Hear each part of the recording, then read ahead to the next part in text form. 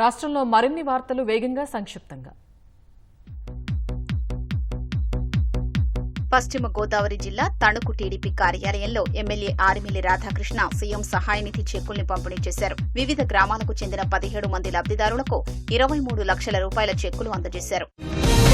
TDP బలోపేతంపై party నాయకులకు, కార్యకర్తలకు MP Kalisetti Appalanaidu దిశానిర్దేశం చేశారు. శ్రీకాకుళం జిల్లా ఎచ్చెర్ల నియోజకవర్గ పరిధిలో కేఎస్ఎస్ ప్రధానాంశంగా 4 మండలాల ప్రధాన నాయకులు, ముఖ్య కార్యకర్తలతో ఆయన ఈ కార్యక్రమం నిర్వహించారు.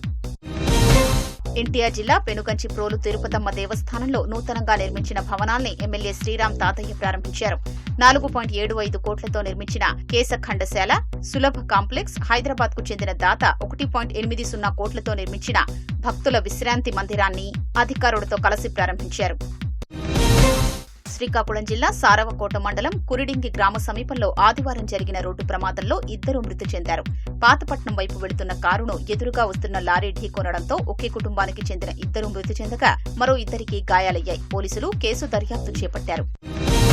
కాకినాడ గ్రామీణ మండలం ఎస్ఎస్ అచ్యుతాపురంలో మందలించిన తల్లిపై కుమారుడు దాడి చేసి హతమార్చాడు. చదువు మానేసి ఖాళీగా ఉన్నావంటూ కుమారుడు షబ్బీర్ను వారించిన తల్లి జహీరాపై క్షణికావేశంలో కొట్టడంతో ఆమె కుప్పకూలిపోయింది. ఘటనపై పోలీసులు కేసు నమోదు చేసి నిందితుడిని అదుపులోకి తీసుకున్నారు.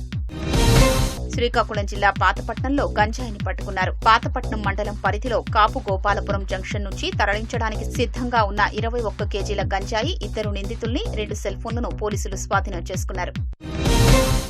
అనంతపురం జిల్లా బెలుగుప్ప మండలం గంగవరం గ్రామ పొలాల్లో విద్యుత్ షార్ట్ సర్క్యూట్తో అరటి తోట దగ్ధమైంది. సుమారు 6 లక్షల వరకు నష్టం వాటిల్లిందని రైతు కదిరప్ప ఆవేదన వ్యక్తం చేశారు.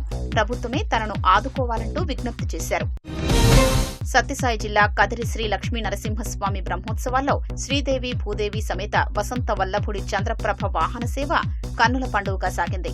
చంద్రుని వెలుగుల్లో చంద్రప్రభ వాహనంపై స్వామివారు పురవీధుల్లో విహరిస్తూ భక్తులకు దర్శనమిచ్చారు.